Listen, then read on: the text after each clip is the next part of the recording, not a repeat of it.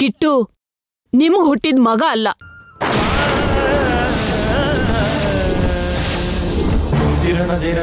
ಕಿಟ್ಟು ದರಿದ್ರದವನಲ್ಲ, ಊಟಕ್ಕೆ ಗತಿ ಇಲ್ದೇ ಇರೋನಂತೂ ಅಲ್ವೇ ಅಲ್ಲ.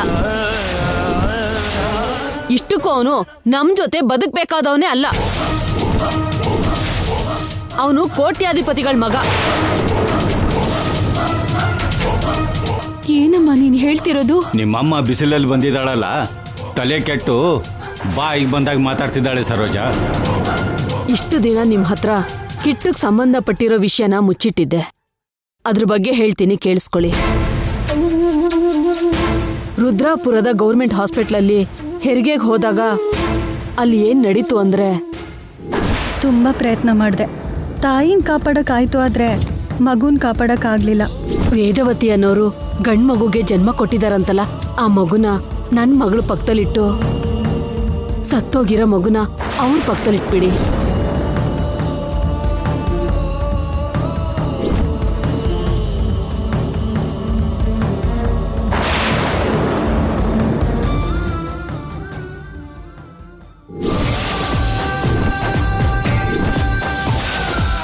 ಕಿಟ್ಟು ವೇದವತಿ ಪ್ರಸಾದ್ ರಾವ್ ಅವ್ರ ಮಗ.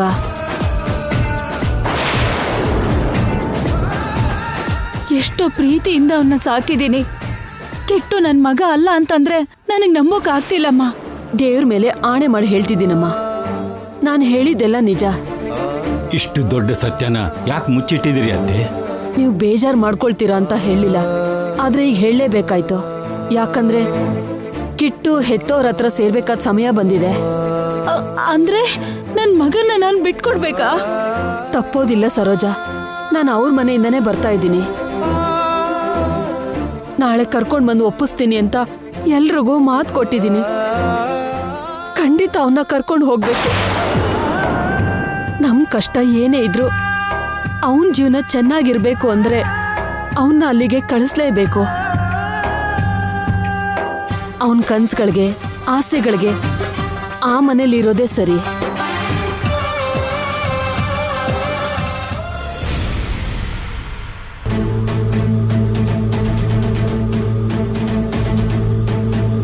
ಅವನ್ ಬರ್ತಿದ್ದ ಹಾಗೆ ನಿಧಾನವಾಗಿ ನಡೆದಿದ್ದನ್ನೆಲ್ಲ ಹೇಳಿ ಇಲ್ಲಿ ಕರ್ಕೊಂಡ್ ಬರ್ತೀನಿ.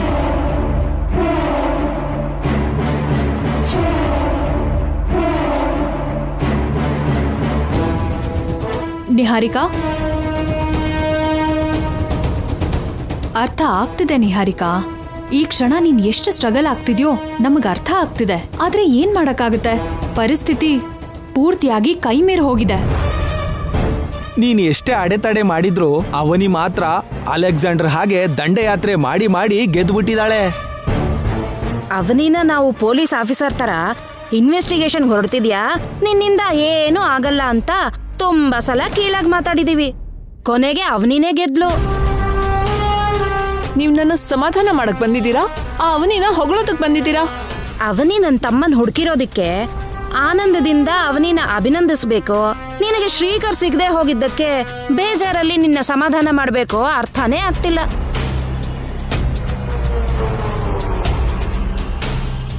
ಈ ಸಂದರ್ಭದಲ್ಲಿ ನನಗೊಂದು ಚಿಕ್ಕ ಕತೆ ಹೇಳ್ಬೇಕನ್ನಿಸ್ತಿದೆ.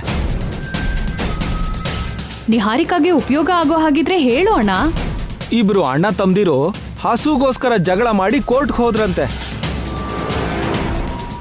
ಹಸು ಕೊಂಬನ ಒಬ್ಬ ಹಿಡ್ಕೊಂಡ್ರೆ ಹಸು ಬಾಲನ ಇನ್ನೊಬ್ಬ ಹಿಡ್ಕೊಂಡಂತೆ. ಅವ್ರ ಅಮಾಯಕತ್ವನ್ ಗ್ರಹಿಸಿದ ಲಾಯರು ಹಾಲ್ ಕರಿಯೋದು ಕೂತ್ಕೊಂಡಂತೆ. ಈ ಕಥೆಯಲ್ಲಿ ನೀತಿ ಏನು? ಏನಿದೆ, ಕೊಂಬು ಬಾಲನ ಅಣ್ಣ ತಮ್ಮ ಅಂತ ಅನ್ಕೊಂಡ್ರೆ ಲಾಯರು ಹಾಲಿನ ವ್ಯಾಪಾರ ಮಾಡಿ ಸಂಪಾದಿಸಿದ್ರು ಅಂತ ಅರ್ಥ. ಅದು ಆ ರೀತಿಲಿ ಕುಟುಂಬ ಸದಸ್ಯರಾಗಿರೋ ನಮಗಾಗ್ಲಿ, ಕುಟುಂಬದೊಳಗೆ ಬರ್ಬೇಕು ಅನ್ಕೊಂಡಿರೋ ನಿನಗಾಗ್ಲಿ ಉಪಯೋಗ ಆಗದೇನೆ ಮಧ್ಯದಲ್ಲಿ ಅವನಿಗೆ ಮಾತ್ರನೇ ಲಾಭ ಆಗ್ತಿದೆ. ಶ್ರೀಕರ್ ನಿನಗಿನ್ ಸಿಗಲ್ಲ ಅಂತ ಕ್ಲಿಯರ್ ಆಗಿ ಅರ್ಥ ಆಯ್ತಲ್ಲ. ಈಗ ಏನ್ ಮಾಡ್ಬೇಕು ಅಂತಿದೀಯಾ? ಬರ್ತಾ ಇರೋ ನನ್ನ ಎರಡನೇ ತಮ್ಮನ್ ಮದ್ವೆ ಆಗಕ್ಕೆ ನೀನ್ ರೆಡಿ ಇದೀಯಾ? ಅದನ್ ಬಿಟ್ರೆ ನಿಹಾರಿಕಾಗೆ ಬೇರೆ ಆಪ್ಷನ್ ಏನಿದೆ? ಏನೂ ಇಲ್ಲ. ನಿಹಾರಿಕಾ, ನೀನು ಮೆಂಟಲಿ ಏನ್ ಪ್ರಿಪೇರ್ ಆಗ್ತಿದ್ಯಾ? ಬರ್ತಿರೋನು ಎಂಥವನೋ ಹೇಗಿರ್ತಾನೋ ನಮಗೂ ಗೊತ್ತಿಲ್ಲ. ಆದ್ರೆ ಅವನೇ ನಿನ್ ಗಂಡ ಆಗೋನು. ನೀನ್ ಶ್ರೀಕರ್ನ ಪಡ್ಕೊಳ್ಳಿಲ್ಲ ಅಂದ್ರು, ಈ ಮನೆಗೆ ಸೊಸೆ ಆಗ್ಬೇಕು ಅಂದ್ರು ಅವನನ್ನೇ ಮದುವೆ ಮಾಡ್ಕೋಬೇಕು. ಮಾಡ್ಕೋತೀನಿ.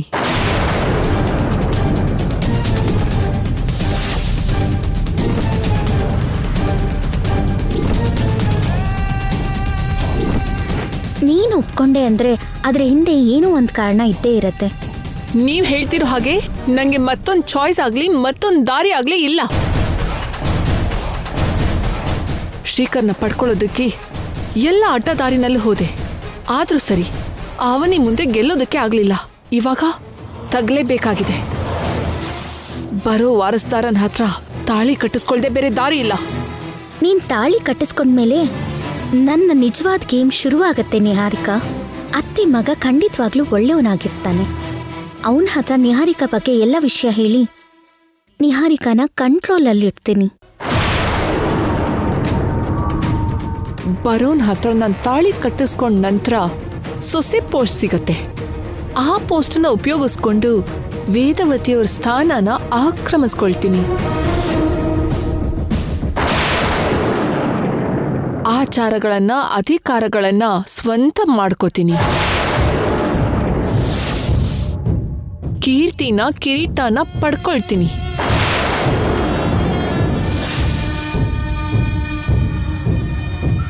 ಹತ್ತು ಊರಿಗೆ ಮಹಾರಾಣಿ ಆಗ್ತೀನಿ.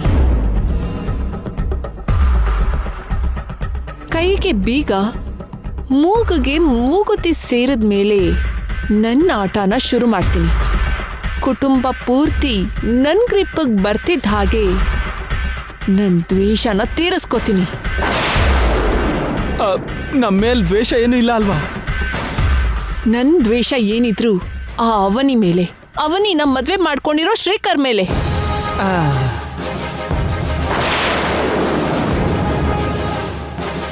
ನನಗೆ ಎಷ್ಟು ನೋವು ಕೊಟ್ಟಿದ್ದಾರೋ, ಎಷ್ಟು ಕಷ್ಟ ಕೊಟ್ಟಿದ್ದಾರೋ ಅದಕ್ಕೆ ಡಬಲ್ ಟಾರ್ಚರ್ ಕೊಡ್ತೀನಿ.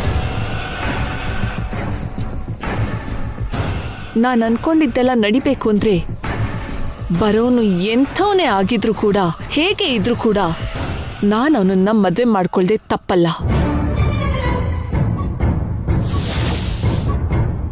ಅದಕ್ಕೆ ಕಾಮಾಗಿದ್ದೀನಿ. ಹೇಗಿದೆ ನನ್ನ ಆಲೋಚನೆ? ನೀನು ನಮ್ಮೆಲ್ಲರಿಗಿಂತನೂ ಬುದ್ಧಿವಂತೆ. ನಿನ್ ಆಲೋಚನೆಗಳ ಬಗ್ಗೆ ಯೋಚನೆ ಮಾಡೋ ಅಗತ್ಯನೇ ಇಲ್ಲ. ಅವನಿಗೆ ಯಜಮಾನಿಕೆ ಅಧಿಕಾರ ಹೋಗ್ಬಾರ್ದು. ಅದಕ್ಕೆ ನೀನ್ ಏನ್ ಬೇಕಾದ್ರೂ ಮಾಡು, ನಾವೆಲ್ಲ ನಿಂಗೆ ಸಪೋರ್ಟ್ ಇರ್ತೀವಿ.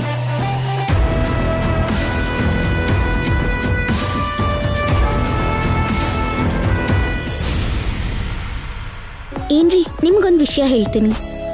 ನಮ್ ಎಲ್ರಿಗೂ ಇರೋ ಆನಂದ ಪೃಥ್ವಿರಾಜಣ್ಣ, ವಸಂತಾತ್ಗೆ, ಲಾವಣ್ಯ ಅಕ್ಕಂಗೆ ಸ್ವಲ್ಪನೂ ಇಲ್ಲ. ಎಲ್ಲರೂ ಆ ನಿಹಾರಿಕಾಗೆ ಸಪೋರ್ಟ್ ಮಾಡ್ತಿದ್ದಾರೆ. ಮಾಡ್ಕೊಳ್ಳಿ ಅವನಿ, ಅದರಿಂದ ನಮಗಾಗೋ ನಷ್ಟ ಏನಿದೆ? ನಿಹಾರಿಕಾಯಿಂದ ಮುಂದೆ ಮುಂದೆ ತುಂಬಾ ಅಪಾಯ ಆಗೋದಿದೆ ಬಾವ. ಅಪಾಯನ?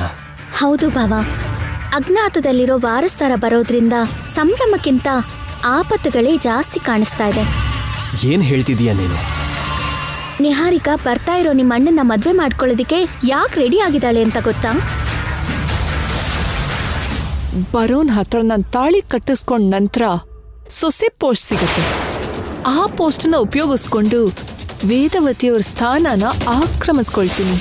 ಕೈಗೆ ಬೀಗ, ಮೂಗಿಗೆ ಮೂಗುತಿ ಸೇರಿದ ಮೇಲೆ ನನ್ನ ಆಟನ ಶುರು ಮಾಡ್ತೀನಿ. ಕುಟುಂಬ ಪೂರ್ತಿ ನನ್ನ ಗ್ರಿಪ್ಪಿಗೆ ಬರ್ತಿದ್ದ ಹಾಗೆ ನನ್ನ ದ್ವೇಷನ ತೀರಿಸ್ಕೋತೀನಿ.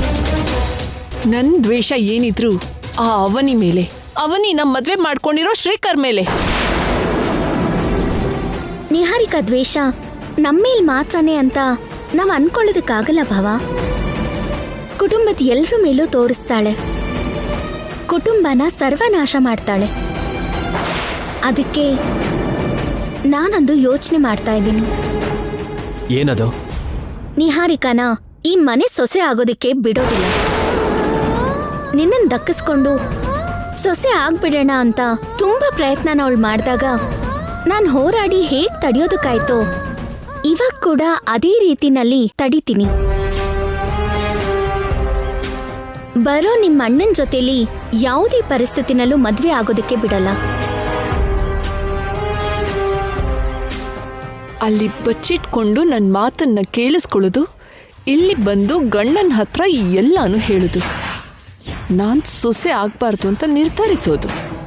ತುಂಬಾನೇ ಚೆನ್ನಾಗಿ ಆಟಾಡ್ತಾ ಇದೆಯಾ ಅವನಿ, ನೀನ್ ಮಾಮೂಲಿ ಅವಳಲ್ಲ. ನಿಹಾರಿಕಾ ಪ್ಲಾನ್ಸ್ ಬಗ್ಗೆ ಅಮ್ಮ ಅವ್ರ ಹತ್ರ ಹೋಗಿ ಹೇಳಿದ್ರು ಅವ್ರು ನಂಬೋ ಪರಿಸ್ಥಿತಿಲಿಲ್ಲ. ಮತ್ತೆ ಅವ್ರ ಮದ್ವೆನ ಹೇಗ್ ತಡೆಯೋಕ್ಕಾಗತ್ತೆ?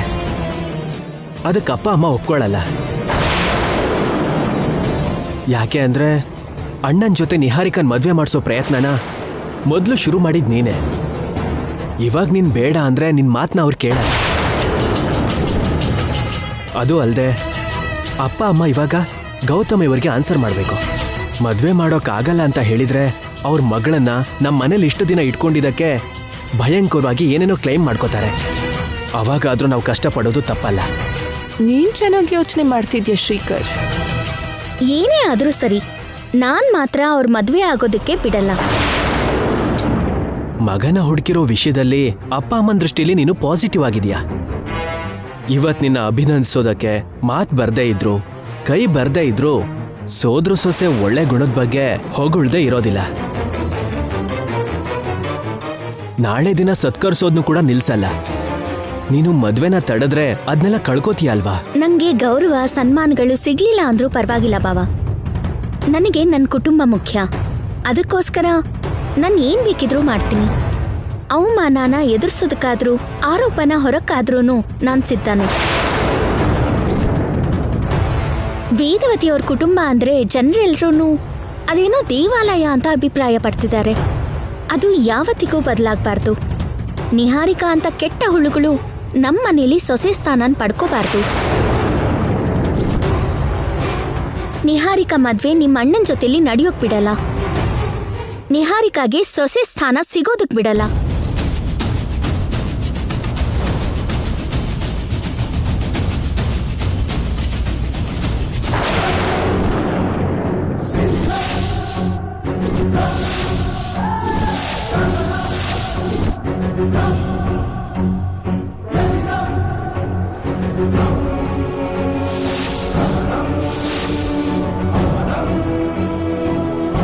ಕೇಳಿಸ್ಕೊಂಡೆ, ನಿನ್ನ ಉಪನ್ಯಾಸನೆಲ್ಲ ಕೇಳಿಸ್ಕೊಂಡೆ.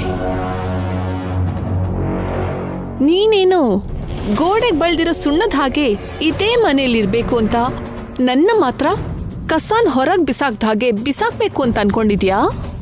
ಕಸನ ಹೊರಗೆ ಬಿಸಾಕ್ಬೇಕು, ಮನೇಲಿ ಇಟ್ಕೋಬಾರ್ದು. ಯಾಕ್ ಗೊತ್ತಾ? ನಿಜ ಬೀದಿನ ದಾಟೋದ್ರೊಳಗೆ ಕೆಟ್ಟು ಸಮುದ್ರನೇ ದಾಟತ್ತೆ ಅನ್ನೋ ಹಾಗೆ ನಿನ್ ಗುಣಗಳು ಮನೇಲಿರೋ ಕೆಲವ್ರ ಮನ್ಸುಗಳನ್ನ ಇನ್ನಷ್ಟು ಬದಲಾಯಿಸ್ತಾ ಇದೆ. ಅದು ಈ ಕುಟುಂಬಕ್ಕೆ ತುಂಬಾ ಅಪಾಯ. ನನ್ನ ಈ ಮನೆಗೆ ದೂರ ಮಾಡಬೇಕು ಅಂತ ಅನ್ಕೊಂಡಿದ್ಯಾ ಅಲ್ವಾ? ನಿನ್ ವಿಷಯ ಏನು ಅಂತ ಈಗಲೇ ತೋರಿಸ್ತೀನಿ. ಬಾ. ಏಯ್ ನಿಹಾರಿಕಾ, ಅವನಿ ನಿಹಾರಿಕಾ, ಬಿಡು ನಿಹಾರಿಕಾ. ನಿಹಾರಿಕಾ ಕೈ ಬಿಡು.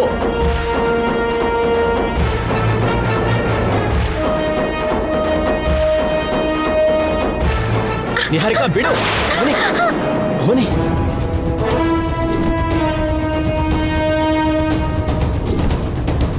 ಅತ್ತೆ, ಮಾವ, ಎಲ್ಲರೂ ಹೊರಗೆ ಬನ್ನಿ. ನೀನು ನಮ್ಮನೆ ಸೊಸೆ ಆಗೋಳಾಗಿರ್ಬೋದೇನೋ. ಅವನಿ ಆಲ್ರೆಡಿ ಈ ಮನೆ ಸೊಸೆ. ನನ್ನ ಹೆಂಡತಿ ಮೇಲೆ, ಈ ಮನೆ ಚಿಕ್ಕ ಸೊಸೆ ಮೇಲೆ ಕೆಟ್ಟದಾಗಿ ವರ್ತಿಸಿದಕ್ಕೆ ನಿನಗೆ ಶಿಕ್ಷೆ ಏನ್ ಗೊತ್ತಾ? ಕಪಾಳಕ್ಕೆ ಬಾರಿಸೋದು. ನಿನ್ನ ನಿಲ್ಸು.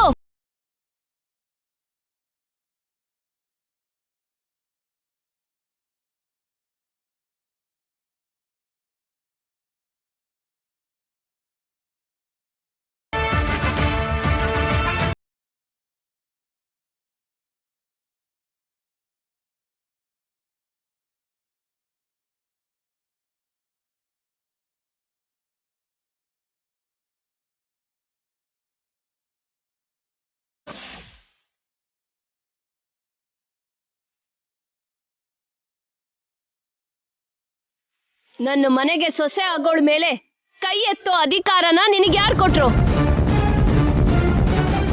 ಈ ಮನೆ ಚಿಕ್ಕ ಸೊಸೆ ಮೇಲೆ ಹೀನಾಯವಾಗಿ ವರ್ತಿಸಿದ್ಲು. ಅದಕ್ಕೆ ಕೆನ್ನಾಗಿ ಏಟ್ ಕೊಟ್ಟು ಉತ್ತರ ಕೊಡ್ಬೇಕು ಅನ್ಕೊಂಡೆ. ಏಯ್, ಏನ್ ತಪ್ಪು ಮಾಡಿದ್ಲು ಅಂತ ಇಷ್ಟು ಧೈರ್ಯ ಮಾಡ್ತಿದ್ಯಾ? ಲಾಜಿಕ್ ಆಗಿ ಯೋಚನೆ ಮಾಡಿದ್ರೆ ನೀನ್ ಮಾಡ್ತಿರೋದು ಎಷ್ಟು ದೊಡ್ಡ ತಪ್ಪು ಗೊತ್ತಾ ನಿನಗೆ? ನಿಹಾರಿಕಾ ನಾಳೆ ದಿನ ನಿಮ್ಮ ಅಣ್ಣನಿಗೆ ಹೆಂಡತಿ ಆಗ್ತಿದ್ದಾಳೆ ಅಂದ್ರೆ ನಿನಗೆ ಅತ್ತಿಗೆ ಆಗ್ಬೇಕು. ಅತ್ತಿಗೆ ಅಂದ್ರೆ ಅಮ್ಮನಿಗೆ ಸಮಾನ. ಅಂದ್ರೆ ಇವಾಗ ಶ್ರೀಕರ್ ಅಮ್ಮನ್ ಮೇಲೆ ಕೈ ಎತ್ತದ ಹಾಗೆ ಅಷ್ಟೇ ಅಲ್ವಾ ಅಣ್ಣ? ಅಷ್ಟೇ ಅಲ್ವಾ ಮತ್ತೆ. ನಮ್ ಕುಟುಂಬ ನಿಹಾರಿಕಾಗ್ ನ್ಯಾಯ ಕೊಡಕ್ಕಾಗ್ದೆ ಹೋದ್ರು ಅವಮಾನಗಳು ಬೇರೆ ಪಾಪ. ಅಷ್ಟಕ್ಕೂ ಏನಾಯ್ತು ಅಂದ್ರೆ ಅತ್ತೆ? ಬಾಯ್ ಮುಚ್ಚು.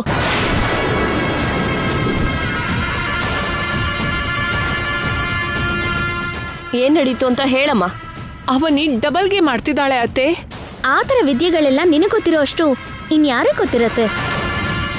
ನಿಹಾರಿಕಾ ಪೂರ್ತಿ ಹೇಳೋರ್ಗು ನೀನೇನ್ ಮಾತಾಡ್ಬೇಡ. ಏನ್ ನಡೀತೋ ನೀನ್ ವಿವರವಾಗಿ ಹೇಳು ನಿಹಾರಿಕಾ. ಅತ್ತೆ ಅವ್ರೆ, ನಾನು ಶ್ರೀಕರ್ ಅವ್ರನ್ನ ಪ್ರೀತಿಸ್ದೆ, ಮದ್ವೆ ಮಾಡ್ಕೊಳ್ಬೇಕು ಅಂತ ಅನ್ಕೊಂಡೆ. ಆ ವಿಷಯದ ಬಗ್ಗೆ ನನ್ನ ಪೇರೆಂಟ್ಸ್ ಬಂದು ನಿಮ್ ಹತ್ರ ಮಾತಾಡಿದ್ರೆ ಜಾತಕ ಹೊಂದಾಣಿಕೆ ಆಗ್ಬೇಕು ಅಂದ್ರಿ. ಜಾತಕದ ಬಗ್ಗೆ ಚೆಕ್ ಮಾಡಿಸಿದಾಗ ತುಂಬಾ ಚೆನ್ನಾಗಿ ಹೊಂದಾಣಿಕೆ ಆಗಿದ್ದಕ್ಕೆ ನನ್ನನ್ನ ನಿಮ್ ಮನೆಯಲ್ಲಿ ಇಟ್ಕೊಂಡ್ರಿ.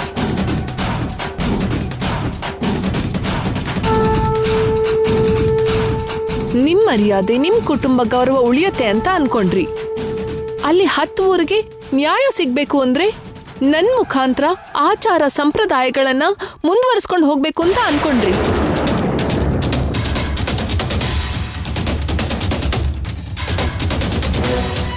ಮದ್ವೆ ನಡಿಬೇಕು ಅಂತ ನೀವ್ ಎಷ್ಟು ಪ್ರಯತ್ನ ಮಾಡಿದ್ದೀರಾ ಅಂತ ಎಲ್ಲಾರ್ಗೂ ಗೊತ್ತು.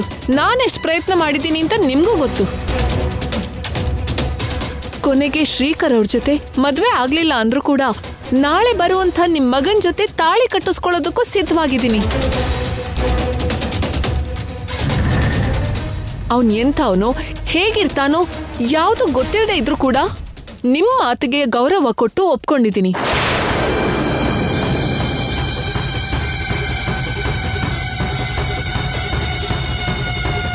ಜಾತಕ ಹೊಂದಾಣಿಕೆ ಆಗಿರೋ ಸೊಸೆ ಈ ಮನೆಗೆ ಬರ್ಬೇಕು ಅಂತ ದೊಡ್ಡ ದೊಡ್ಡ ಯುದ್ಧ ನಡೆದ್ರೆ ಆ ಸೊಸೆ ಈ ಮನೆಗೆ ಕಾಲಿಡಬಾರ್ದು ಅಂತ ಈ ಅವನಿ ಪ್ರಯತ್ನ ಮಾಡ್ತಿದ್ದಾಳೆ. ಓಹೋ, ಹಾಗ? ನಾಳೆ ಬರೋ ನಿಮ್ ಮಗನ್ ಜೊತೆಗೆ ನನ್ ಮದ್ವೆ ನಡೆಯೋದಕ್ ಬಿಡಲ್ವಂತೆ.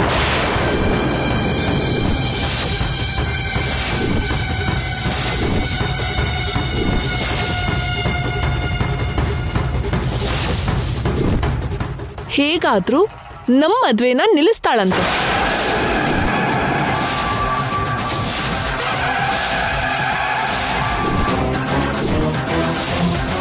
ನಾನು ಕೆಟ್ಟ ಹುಳ ಅಂತೆ, ಕಸ ಅಂತೆ. ಹೇಗಾದ್ರೂ ಮಾಡಿ ನನ್ನ ಈ ಮನೆಯಿಂದ ಆಚೆಗೆ ಬಿಸಾಕ್ತಾಳಂತೆ.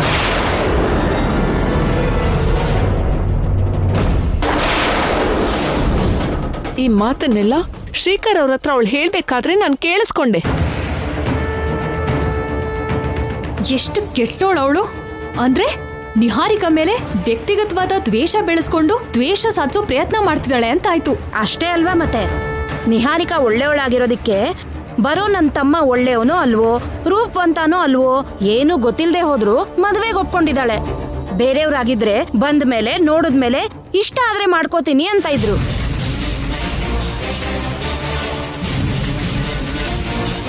ಪಾಪ ನಿಹಾರಿಕಾ ಯಾವುದೇ ಕಂಡೀಷನ್ಸ್ ಹಾಕ್ದೇನೆ ಒಪ್ಕೊಂಡಿದ್ದಾಳೆ ಅಂದ್ರೆ ತುಂಬಾ ಗ್ರೇಟ್.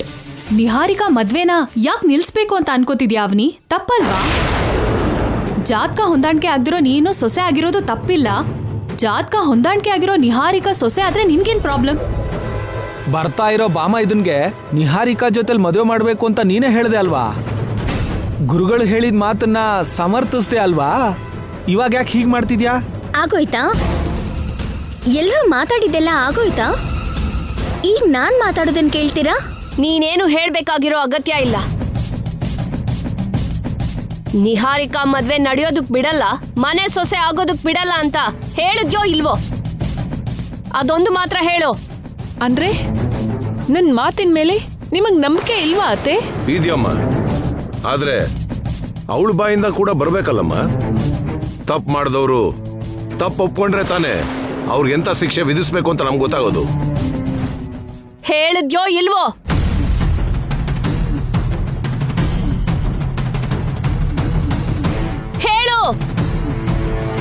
ಅಂದೆ ಅತ್ತೆ.